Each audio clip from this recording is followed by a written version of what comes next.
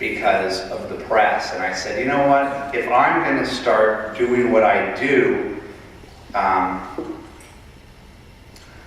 not going to allow for that slam dunk to be pushed back through the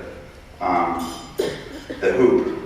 I'm going to make sure that when the slam dunk happens, that the ball goes through and the 2 points go up on the scoreboard. And so that's why my journalism has a tinge of provocateur in it, why my journalism has a tinge of warfare in it, is because when a James O'Keefe decides to come to me, and he's going to put his life on the line, he's going to risk everything and go public, taking on corruption at a level that entrenched powers are willing to go to war against him and Hannah over doing it. I'm like, okay, let's march to war together, because that's what it becomes. That's what it becomes, because they went after Paula Jones in a state of warfare, a complete innocent who was sexually harassed. They went after Kathleen Willey. Everyone is expendable, according to the Democrat media complex. They allow for them to be destroyed. They allow for them to be maligned. I remember what they did to Linda Tripp. They said, the private investigators haven't found anything on her. She's a mother of young adult children. What can we do to bring Linda Tripp down as this witness to all these shenanigans? They go, well, she's unfortunate looking. Let's just make fun of her looks mercilessly. And that's what they did. And so I'm a simpleton. And I was like, that's evil. And I'm going to fight against that. And that's why I do what I do. And that's how I came to the Acorn thing with James and Hannah. Why did they come to me? I don't know. You can talk to them.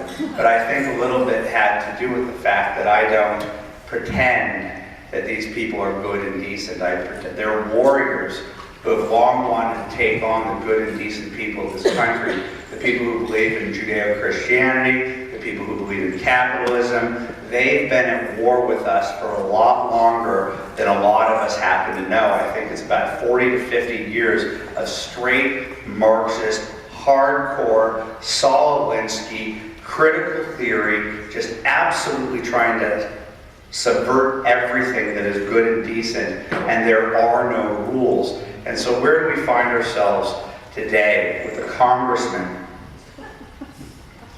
by the name of Wiener who exposed his wiener?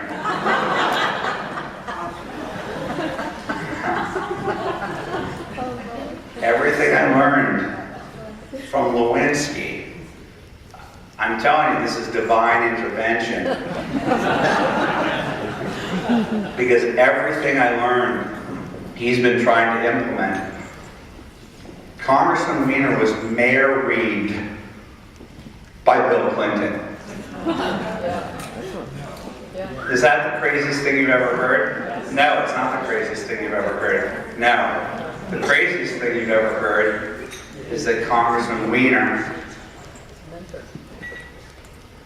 called to apologize to President Clinton for his sex scandal. That's the craziest thing I've ever heard. I can't think of anything crazier than that.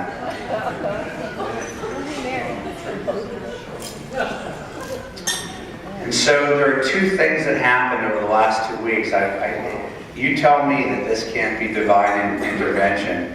I'm standing at an island. No, not Hawaii. I'm standing at my kitchen island, and it's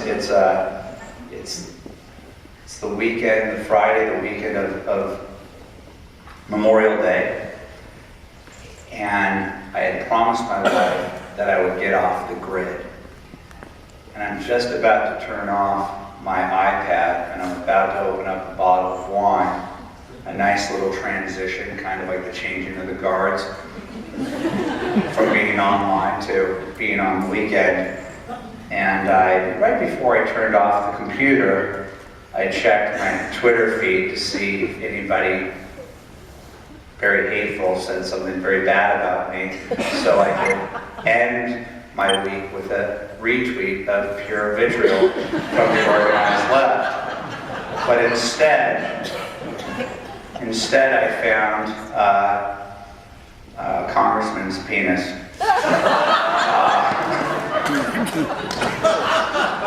I caught bronchitis that same night, by the way, and I still have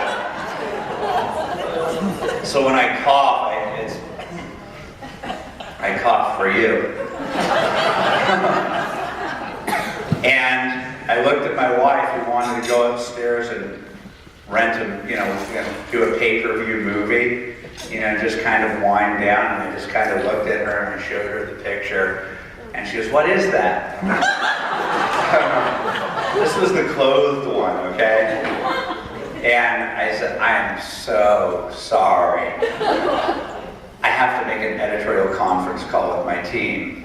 And I called up Dana Lash, who was about to go on a vacation the next day for a week. I said, "Dana, go check out Twitter and check out this image and tell me what you think."